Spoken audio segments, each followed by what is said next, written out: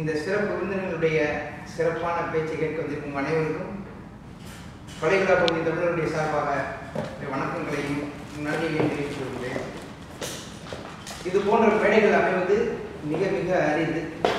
2 முக்கிய ஆளுமைகள், 2 முக்கிய சித்தாந்தங்கள், இவர்களுடைய பேச்சை நாம் பலமுறை கேட்டிருக்கிறோம், தூரமாக நின்று கேட்டிருக்கிறோம், வானொலி வழியாக தொலைக்காட்சி வழியாக கேட்டிருக்கிறோம். இன்று நமக்கு ஒரு அரிய வாய்ப்பு, இவருடைய பேச்சை நேரடியாக கேட்கக்கூடிய ஒரு வாய்ப்பு நமக்கு இந்த ஆளுமையில் கொடுத்திருக்கிறார்கள். அவர்களை உங்கள் அனைவரும் சார்பாக வருகிறவர்கள் என்று நான் வரவேற்கிறேன். நிறைய பேர் இந்த கேள்வி இருந்தது. என்னை அறிந்தவர்கள் தெரியும், என்னுடைய அரசியல் மேடை வேறு, அண்ணனோட அரசியல் மேடை வேறு, அரசியல் மேடை வேறு, எல்லாரும் துருவங்கள் எது துருவங்களான்னு தெரியாது. ஆனால் எங்களை ஒரே நேர்கோட்டில் அமைக்கக்கூடிய ஒரு கருத்தியல் உண்டு. நாங்கள் மதவாதத்துக்கு எதிரானவர்கள், நாங்கள் மத சார்பின்மையை விரும்புகிறோம். தமிழர்களை பொறுத்தவரை மத மாச்சரியங்களுக்கும் ஜாதி இயக்கத்தவர்களுக்கும் இடமே இல்லை என்று ஆணித்தரமாக பேசி தமிழர்கள் சார்பாக மிகப்பெரிய மாற்றங்களை ஏற்றங்களை செய்து கொண்டிருக்கக்கூடிய இந்த முக்கிய ஆளுமைகளை உங்கள் அனைவரின் சார்பாக இந்த நேரத்தில் நான் வரவேற்பது மிகுந்த மகிழ்ச்சி அடைகிறேன். உங்கள் அனைவருக்கும் என்னுடைய வாழ்த்துக்கள் நன்றியும். ரொம்ப நேரத்தை இருக்க விரும்பவில்லை. ஸோ வளர்ந்த விருந்தினர்களை நம்முடைய சலீம் அவர்களும் காக்கா அவர்களும் கௌரவப்படுத்துவார்கள். அவங்களுடைய பேச்சை கேட்கறது நானும் அவங்க மாதிரி ஆவலாக நாங்கள் பேசணுமா நீங்கள் கேட்டு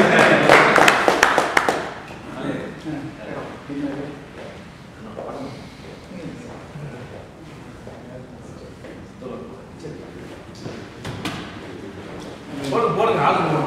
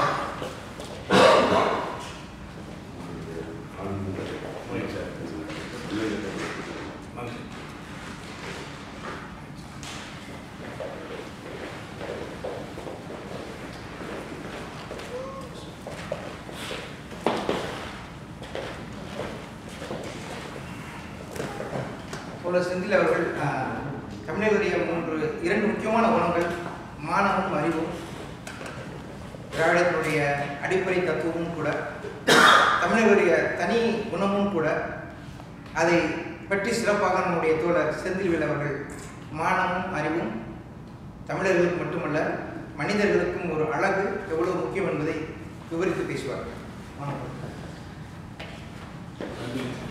எனக்கு சான் பிரான்சிஸ்கோ இது 2வது பயணம்.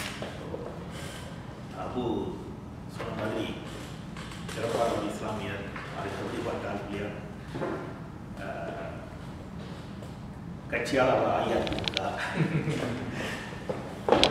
எனக்கு ஒரு முத்திரை இருக்கிறது, அது எல்லோரும் மனிதர்கள்.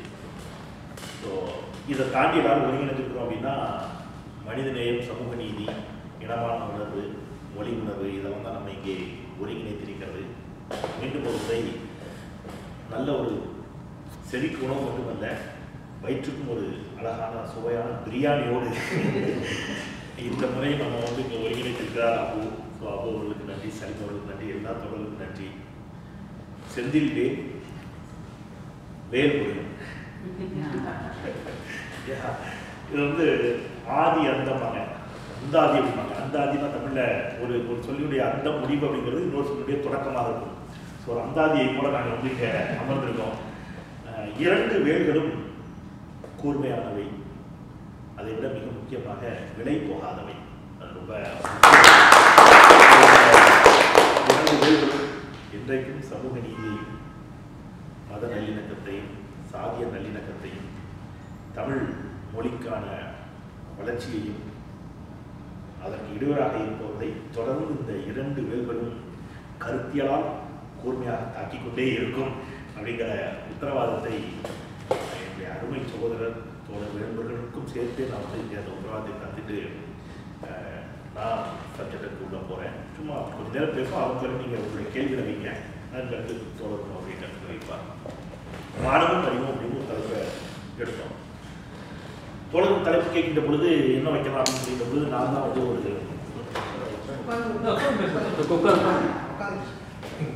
தோழருக்கு தலைப்பு பேசுகின்ற பொழுது நான் தான் ஒரு தலைப்பு சொன்னேன், தமிழ் தேசிய நேற்று நாளையும் வைக்கலாம் அப்படின்னு. ஏன் தமிழ் தேசிய நேற்று நாளையும் வைக்கலாம் அப்படின்னா, இன்னைக்கு தமிழ் தேசியம் அப்படிங்கிறத பெரிய சிக்கலாக இருந்துச்சு. தமிழ் தேசியம் சிக்கலாக தமிழ் தேசியத்தை வைத்து சில செய்யக்கூடிய மலிவான அரசியல் ஒரு பெரும் சிக்கலாக போயிருக்கின்ற போது உண்மையிலேயே தமிழ் தேசியம் என்றால் என்ன, தமிழ் தேசியத்தினுடைய பாரம்பரிய பார்வை என்னவாக இருக்கணும், நோக்கம் என்னவாக இருக்கணும், அதனுடைய செயல் திட்டங்கள் என்னவாக இருக்க வேண்டும் என்பதை யார் பேசுவது? அப்போ உள்ளபடியே தமிழ் தேசிய களத்தில் நீண்ட நெடுங்காலமாக பணியாற்றி அதற்காக பல தியாகங்களை செய்து அதற்காக பல இழப்புகளை சந்தித்த சாதி கடந்து மதம் கடந்து தமிழ் இன உணர்வோடு தமிழர்கள் ஒன்றிணைய வேண்டும் என்ற ஒரு உன்னத நோக்கம் தூய நோக்கம் இருக்கக்கூடிய ஒருவரால் தான் நீங்கள் பேச முடியும் என்று சொல்லியிருப்பது வேல்முருகன் அதற்கு மிக மிக பொருத்தமானவர். வேல்முருகன் என்று அதற்கு பொருத்தமானவர் யார் என்று அடிப்படலாம். அப்போ நேற்று என்னவா இருந்துச்சு தமிழ் தேசியம், தமிழ் தேசிய தலைவருடைய நோக்கம் நேற்று என்னவாக இருந்துச்சு, இன்றைக்கு அது எப்படி மனைமாற்றம் செய்யப்படுகிறது செல்லலாம், நாளை அது எவ்வாறு இருக்க வேண்டும் என்பதை தோழர் பேசினார் நன்றாக அப்படின்னு சொன்னோம். அவரும் அதற்கு இசைவு தெரிவித்தார். அவருக்கு நன்றி. இப்போ மானமும் அறிவும் அப்படின்னு சொல்லிட்டு பொழுது இந்த பெரியார் வார்த்தை எல்லாருக்கும் தெரிஞ்சதான், மானமும் அறிவும் மனிதருக்கு அழகு. ஏன் மானமும் அறிவும் சொன்னார்? மானமும் வீரமும் சொல்லியிருக்கலாம், மானமும் செல்வமும் சொல்லியிருக்கலாம், அல்லது அறிவும் வீரமும் சொல்லியிருக்கலாம், ஏன் அறிவும் செல்வமும் சொல்லியிருக்கலாம். ஏன் மானத்தையும் வீரத்தையும் ஒருங்கிணைத்தார் பெரியார் அப்படின்னா, மானம் இல்லாத அறிவு இருக்குல்ல, அது பயனற்றது, விளைவு போகக்கூடியது. ஒரு பெரும் அறிவோடு ஒருத்தர் அந்த அறிவை கொண்டு நீங்கள் வந்து உலகை அளிக்கக்கூடிய ஆயுதங்களை தயாரிக்கலாம், அல்லது அந்த அறிவை கொண்டு ஒரு தகவல் தொழில்நுட்பத்தின் மூலம் பெண்களை தவறாக சித்தரிக்கலாம். இந்த மாதிரி வச்சுக்கணும் எளிமையாக இருக்கணும். இந்த அறிவு அப்படிங்கிறது சமூகத்துக்கு பயனுள்ள அறிவானா அது வெறும் ஆபத்தான அறிவு. இப்போ வெறும் அறிவு அப்படிங்கிறது அது வந்து சமூகத்தை சீர்கெடுக்கக்கூடிய அல்லது சமூக சீர்கேட்டுக்கு காரணமானவர்களும் அறிவாளிகளாகத்தான் இருக்கிறார்கள். அப்போ அந்த அறிவு நமக்கு பயனற்ற அறிவு, சமூகத்திற்கு ஆபத்தான அறிவு. அப்போ எவ்வாறான அறிவு இருக்கணும் அப்படின்னு சொல்லியிருந்தா பெரியார் மானத்தோடு கூடிய இளமானத்தோடு கூடிய அறிவாக இருக்கணும், மாணவ உணர்வு இருக்கணும், அறிவு இருக்கணும். இந்த ரெண்டு ஒன்றோடு தொடர்புடையது. அறிவற்ற மாணவனும் தேவையில்லை, மாணவ இல்லாத அறிவாளி பயனற்ற அறிவுங்கிறவங்க மாணவனும் அறிவும் மனிதர்கள் என்ன அறிவு. ஓகே, இதில் மானம் அப்படின்னா என்ன, அது அங்கே தான் இப்போ பிரச்சனை வருது. எது சார் மானம்? அப்போ இங்கெல்லாம் மானம் இல்லையா? எனக்கு யாராவது ஏசுனா எனக்கு கோவம், நான் கடுமையாக போய் திட்டிட்டு வருவேன், ஹார்ஸாக முறைச்சிட்டு வருவேன் அப்படின்னு. அதுவாக மானம்னா அது இல்லை. இங்கே வந்து சுயமரியாதை மாநாடு ஒன்று நடத்துகிறார் பெரியார். இப்போ அந்த சுயமரியாதை மாநாட்டில் இப்படி ஒரு வாசகம் போட முடியும். இந்த மாநாட்டில் தென் மாவட்ட நாடார்கள் சமைக்கிறார்கள், சமையல் செய்கிறார்கள், கலந்து கொள்ள விருப்பம் கலந்து கொள்ளலாம். அப்படின்னா என்ன அர்த்தம்? ஏன் இதை போட வேண்டிய இடத்துக்கு பெரியார் வந்தார் அப்படின்னா, அன்னைக்கு சாதிய சிக்கல்களும் இதுவும் அவ்வளவு தூரம் இருக்கும்போது பெரியார் அவர் சொல்றாரு, நீ யாரெல்லாம் ஒதுக்கி வைக்கியோ, யாரெல்லாம் வந்து நீ வந்து சாதிய ரீதியாக தள்ளுகிறாயோ அவங்களெல்லாம் நான் வந்து என்ன செய்வேன், மேலே எடுத்துட்டு வருவேங்கிறதுக்காக இவர்கள் சமைக்கிறார்கள், நீ சாப்பிட வந்தால் வா, இல்லைன்னா போ அப்படின்னு சொல்லி அன்னைக்கு பெரியார் போர்டு வச்சு நாடார்கள் சமைக்கிறார்கள் அப்படின்னு சொல்லி ஒரு மாநாட்டை நடத்தினார். காலம் கூடுகிறது. அந்த நாடார் சமூகத்திலிருந்து அண்ணாச்சி சரவணபவன் அண்ணாச்சி ராஜகோபால் எழுந்து வருகிறார். உலகம் முழுவதும் யார் தீக்கு என்று சொன்னார்களோ அத்துணை பார்ப்பவர்களும் சரவணபவன் வேணா நாங்கள் சாப்பிட்றோம்னு போய் சரவணபவனில் சாப்பிட்ற ஒரு நிலைமை உருவாச்சு அப்படின்னு சொன்னால் அதற்கான விதையும் எண்ணமும் எங்கே போடப்படுது, அங்கே போடப்படுது. அப்போ அந்த மான உணர்வு அப்படிங்கிறது அது இன்னைக்கு உலகம் முழுவதும் போய் பரவிக்கிறது. இன்னைக்கு அது ஒரு பெரும் ஆபத்து வந்திருக்கும் போது அந்த தலைப்பை நம்ம மீளாய்வு செய்ய வேண்டிய கட்டாயத்தில் இன்னைக்கு என்ன ஆபத்து வந்துருக்கு அப்படின்னா, இந்த இனமான உணர்வு தான் என்ன சொல்லிச்சு அப்படின்னா, ஆடு நடக்கலாம், மாடு நடக்கலாம், மனுஷன் மட்டும் நடக்கக்கூடாதான்னு நம்ம பாட சொல்லிச்சு. அந்த தெருவில் ஆடு முடியுது, மாடு முடியுது, மனுஷன் போகக்கூடாதா அப்படின்னு கேட்க வச்சு சாணிப்பால் ஊற்றப்பட்டது. டெல்டா மாவட்டத்தில் இருந்து தெரியும், சாணிப்பால் ஊற்றினார். இப்போ அதை தாண்டி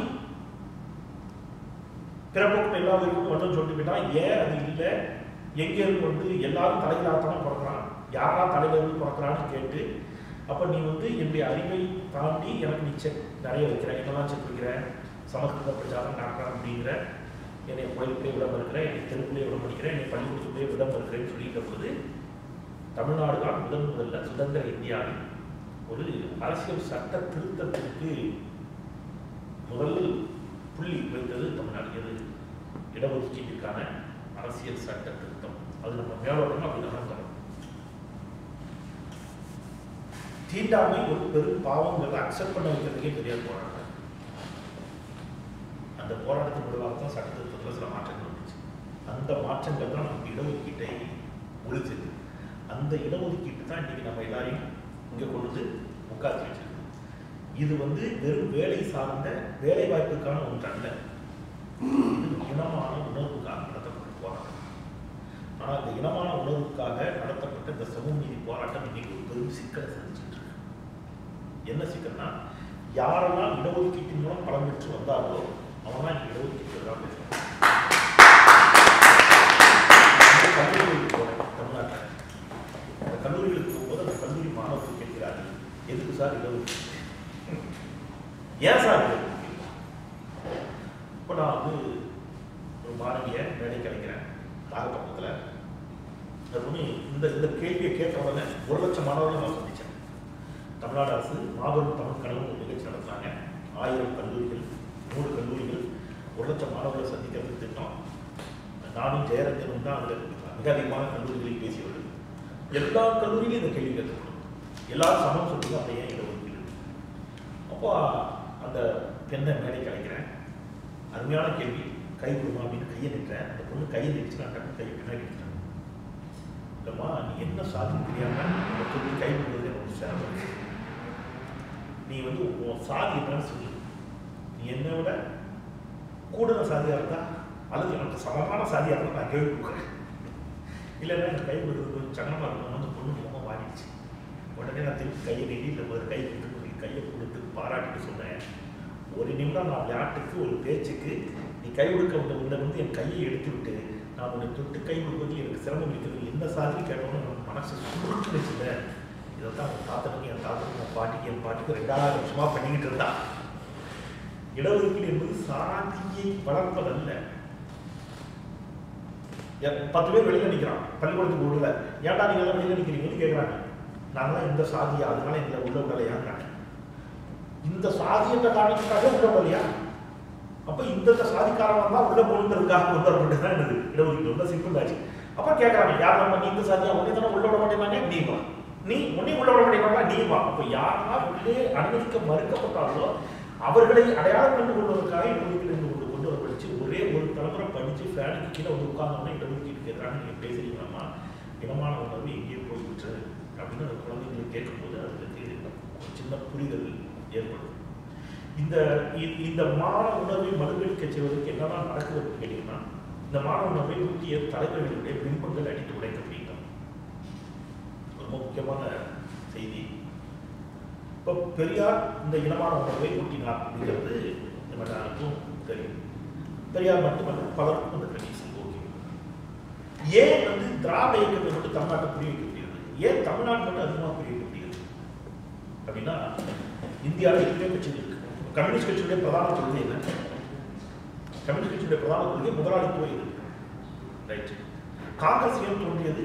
சுதந்திர போராட்டம், வெள்ளையர் எதிர்ப்பு, அதன் பிறகு ஒரு தேர்தல் போறாங்க.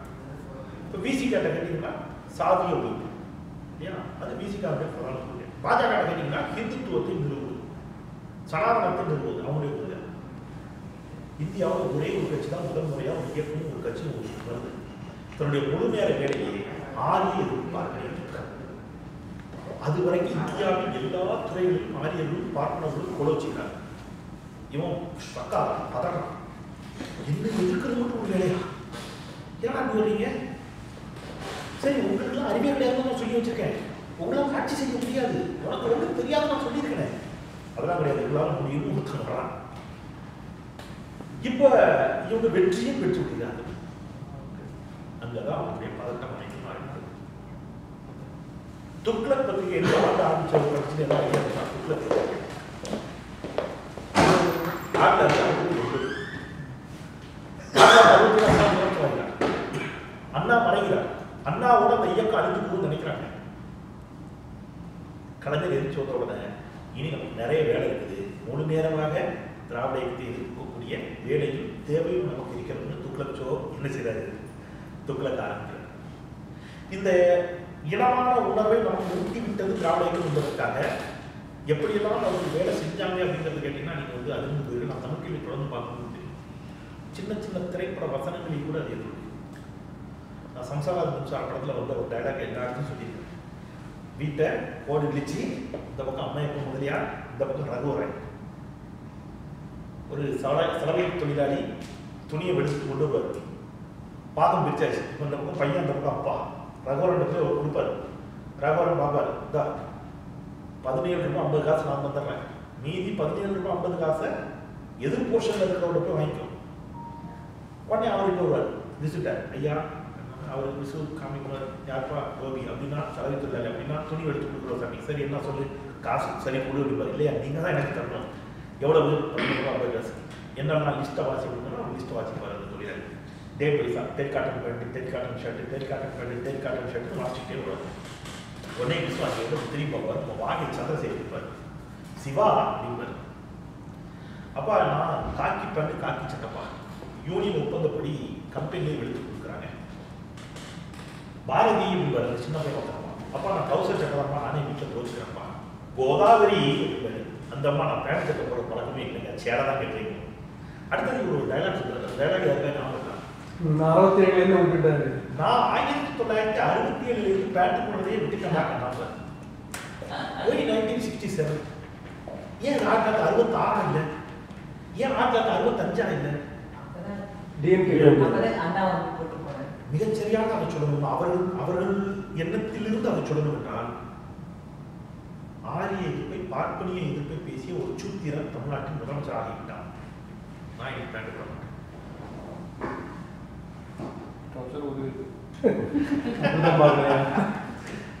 நீங்க எங்கெல்லாம் இது திணிக்கப்படுது கேட்டீங்கன்னா, இப்படி நம்ம கண்ணுக்கு தெரியாம ஒவ்வொரு இடத்துலையும் இது திணிக்கப்பட்டுச்சு. இப்ப இந்தியன் டூ எவ்வளவு கஷ்டம் வச்சுருக்கு. அதுக்கு முன்பு ஒரு படம் எடுப்பார் ரஜினிகாந்த் வச்சு, சிவாஜி. இந்த சிவாஜி திரைப்படத்துல ஒரு டைலாக், அவங்க எவ்வளவு தெளிவா வேலை செய்யறாங்கன்னு சொல்லிட்டு நான் வேலை செய்ய வச்சுருவாரு. ரஜினிகாந்தை பிடிச்சி வச்சுருவாங்க. ரஜினிகாந்த் வந்து பணம் வாங்க போவார். தமிழ்நாட்டுடைய சிறந்த ரவுடிகளை அங்கே கொண்டு இருப்பாங்க. எல்லாரும் ரஜினிகாந்தை பிடிச்சி வச்சுருவாங்க. அப்போ அந்த வில்லன் வண்டியிலேருந்து இறங்கி வேட்டியை வச்சு விட்டு ரஜினிகாந்த் வந்து பிடிச்சிருப்பாங்க. வில்லன் வந்து ரஜினிகாந்த் ஒரு டைலாக் பேசுவார். வசனம் நினைவு நினைக்கிறாங்க. ஆதிசேஷன் தான் பொட்டு வச்சுட்டு பொங்கல் சாப்பிட்றவன்னு நினைச்சியா? சரி, அந்த கேரக்டர் பேர் ஆதிசேஷன். மீசை இல்லாமல் இருப்பார், நல்ல கலராக இருப்பார், பொட்டு வைத்திருக்கிறார். இப்போ ஆடியன்ஸ் நீங்கள் என்ன புரிஞ்சிடக்கூடாதுன்னா, இவரை ஒரு பார்ட்னராக நீங்கள் என்ன செஞ்சிடக்கூடாது, நினச்சிடக்கூடாது. இப்போ டேரக்டர் கன்வே பண்ணுறாரு. ஏன்னா அவன் ரவுடி, கொலைபாதகத்துக்கு அத்தியாவயம், மக்கள் பணத்தை கொள்ளையடிக்கிறாங்க. நீ என்ன நினைச்சாத அவனை ஆதிசேஷன் உடனே மயிலாப்பூர்காரன் நினைச்சிடாத. காசு வேண்டாது.